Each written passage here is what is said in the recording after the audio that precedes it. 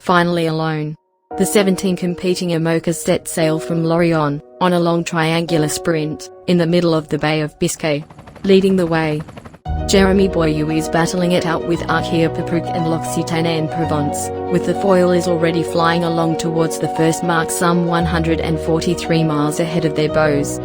After this bracing start, a first night at high speed awaits all the fleet.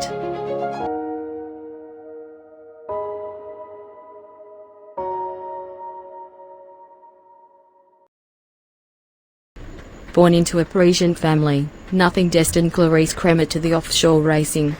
However, after being a summer hobby when she was a young student, sailing became a real passion for Clarisse, who has been accumulating miles, thanks to the support of her partners. In 2015, while founding a startup and living in Paris, Clarisse decided to change her life and to go to Brittany in order to fulfill her wish to become a sailor. She shares her Mini 6.50 project on her social networks with humor, but Clarisse also works a lot to progress, and it's paying off. For her first participation, she finished second in the Transat 6.50 2017 in the series boat category.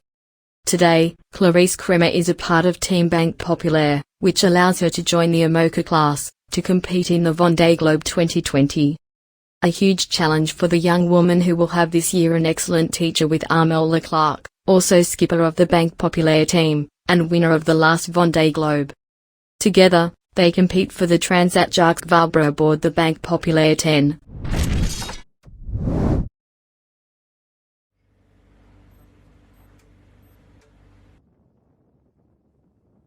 Sea photographer Bertrand Duquesne acts as a media man aboard the French campaign during the 48 hours of the Azimut Challenge in Lorient. He gives his impressions just a few hours from the finish line crossing. 45 miles. This is what we have left to go through this late morning. A few more hours, so adonant and refusing, are in favor of us, and the wind decides to continue refreshing the Breton coastline in the middle of Indian summer. But the main thing is here, I lost track of time. This always does this to me when I go sailing. Long hours sliding on the Atlantic swell, immediately I feel like the weather is no longer working and that this morning the Brazilian coasts will pop up on the horizon. This is a strange job, media man. Stuck between a J5 still too wet and a case of massage that shears your back, you have to disturb, classify, store and extract what we picked up at the limit of balance and humidity on the deck of these machines. Sleeping in a guitar case that a crazy musician would regularly tap on stage, and remain a spectator of the skipper's harassment ballet without being able to intervene. But when you're on board with Miranda and your watchman is Halvard, the experience turns into a succession of little happiness. Sharing a cereal porridge with a British, warming your hands with a burning tea, everything is here to make the guest comfortable. This fusion couple is a library of knowledge about the marine world and offshore race. I don't know if a few hours of watch will be enough to quench my thirst for knowledge and Mr. Maybuyer's Fabina. We feel the kind look they carry on each other every moment, and the human here is taking the step on performance quickly.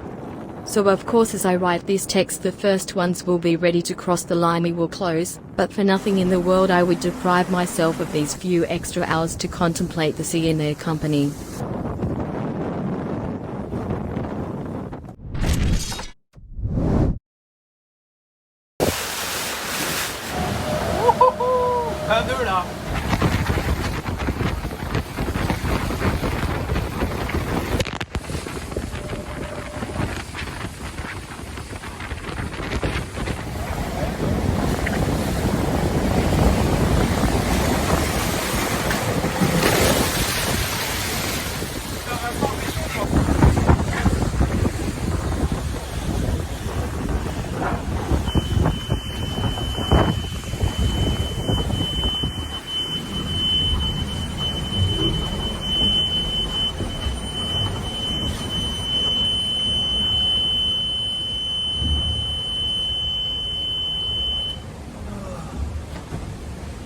C'est le matin. Petit-déj. Petit-déj. Café. Café croissant ou quoi?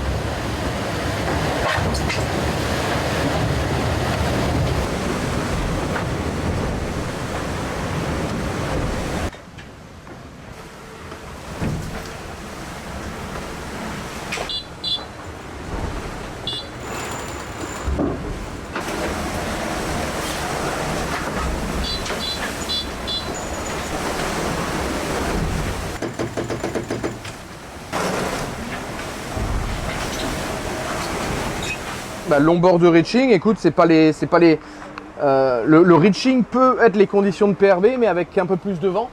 Et là, c'est plus les conditions des bateaux 2020 et des foils génération 2020, parce que sur les bateaux d'ancienne génération, voilà, il y a des foils 2020 qui sont plus puissants et qui décollent plus tôt parce qu'ils sont plus grands.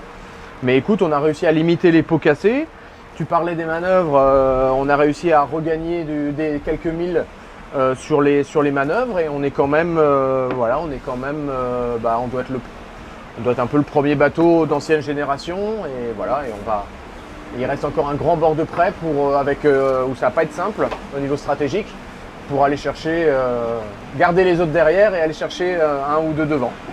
Là où il faut faire attention, c'est justement de ne pas être trop frustré et d'aller surexploiter le bateau et tirer trop fort et casser, quoi. Faut accepter de perdre quand tu sais que les autres sont plus rapides. Et puis après d'aller chercher ce que tu peux, par contre, quand il faut faire une belle manœuvre, quand il faut faire une belle trajectoire autour de la bouée. Et voilà, là on a changé de taux de voile aussi. Et non, je pense qu'il n'y aura plus de gros différentiel de vitesse. Maintenant, dans 2 heures, là on va enrouler l'azimut 2 et repartir au près. Et il va falloir se poser un petit peu. Là j'ai réussi à bien dormir cette nuit en plus. Donc ça c'est plutôt bien de se mettre encore une fois, de s'entraîner toujours, tu sais, en mode Vendée Globe, d'aller dormir quand ça va un peu vite et tout. Et là après au près il va falloir réfléchir, parce que au près avec un peu de latéral, de gros écarts peuvent vite se créer.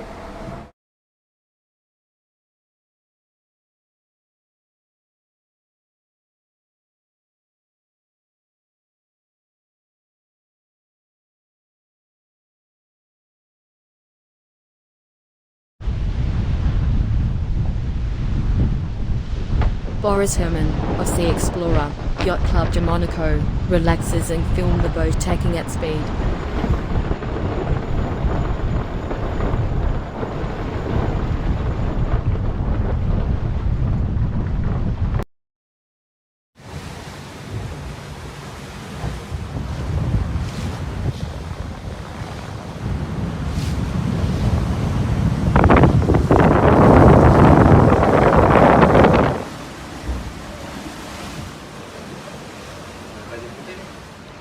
Salut à tous. Bon, ça fait un peu plus de 24 heures qu'on est sur le offshore du défi Azimut.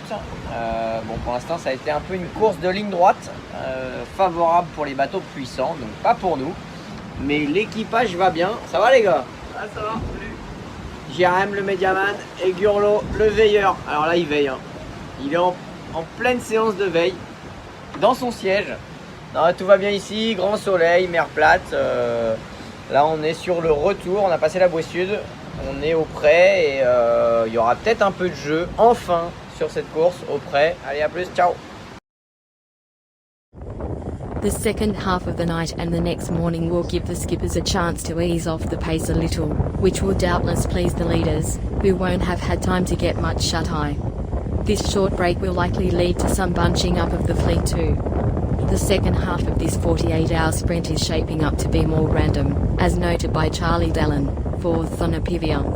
The final section will be quite long, close hold with some changes of tack. The finish is still uncertain, as there's a chance we'll encounter a windless zone. As such, race management has given itself until 2000 hours tonight to reschedule a possible course modification to the competitors, which would likely consist of moving the Azimut 2 mark to a different latitude. In the meantime, Sebastian Simon took the top spot off Jeremy Bayou for a few minutes. The first 5 boats bunched within a 2-mile radius, with fierce racing at every stage of the ranking. Dis-moi Charlie, là les conditions sont agréables et estivales.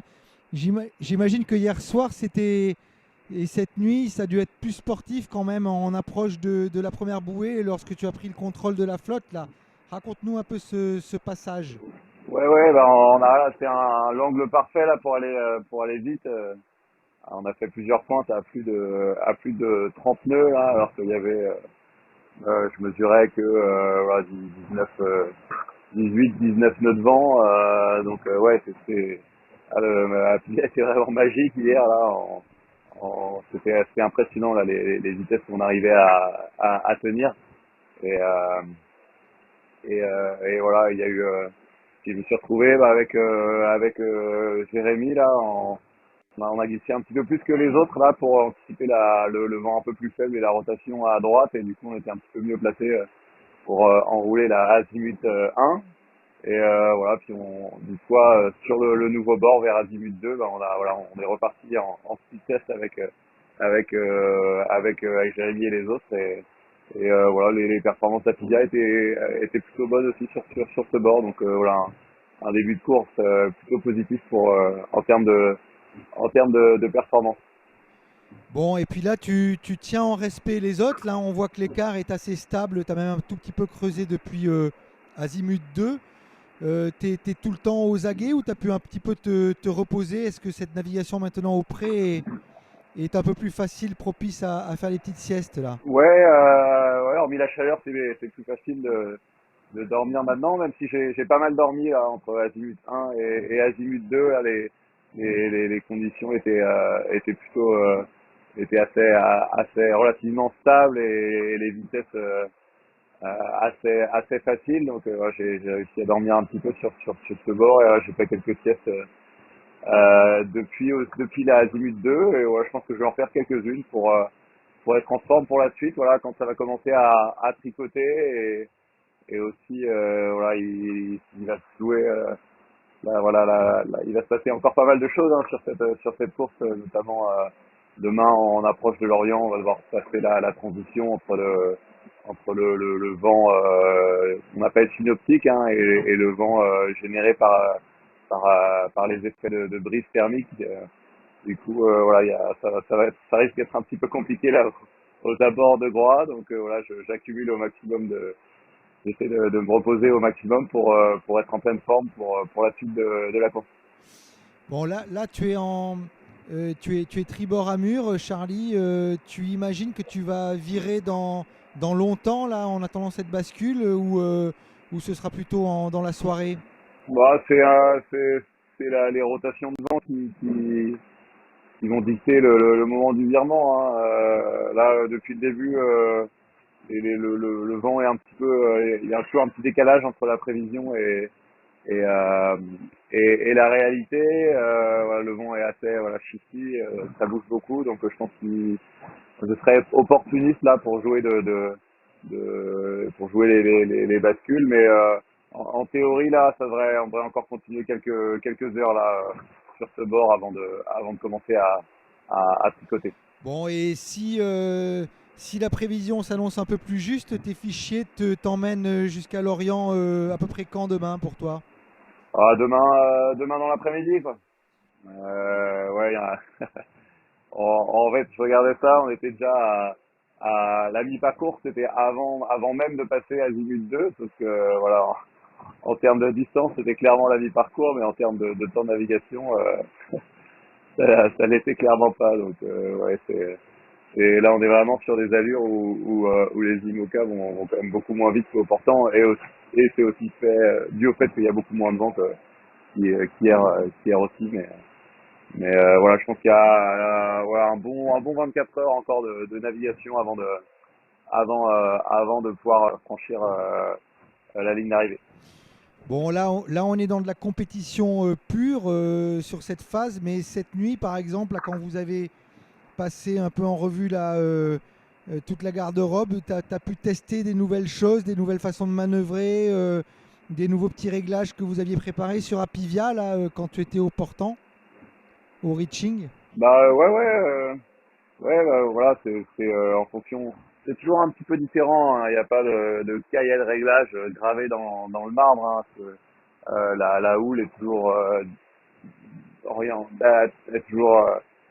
orientée d'une certaine manière par rapport au vent. Le vent aussi, des fois est rafaleux, des fois est stable. Du coup, il faut s'adapter aux conditions qu'on rencontre. Mais voilà, je suis content en tout cas des réglages que j'ai pu trouver hier, parce que voilà, les vitesses avaient l'air plutôt bonnes là, à partir du moment où le vent est rentré. Donc mais oui, on progresse pas toujours, et même pendant le Vendée Globe, je progresserai, je trouverai des nouveaux réglages, des nouvelles façons de manœuvrer, de gérer le bateau. Voilà, c'est une progression perpétuelle.